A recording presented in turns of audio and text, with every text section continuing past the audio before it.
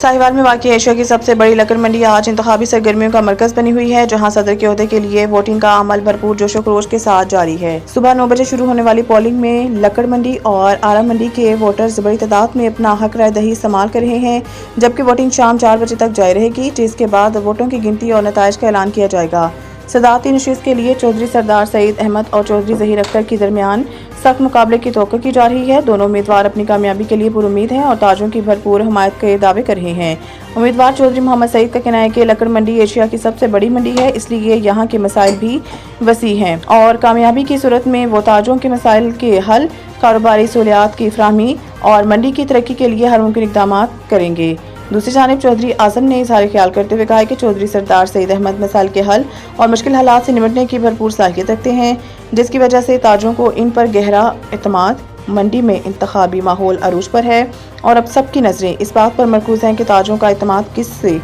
उम्मीद के हक में जाता है और एशिया की सबसे बड़ी लकड़ मंडी की सदारत का ताज किसके सर सजता है।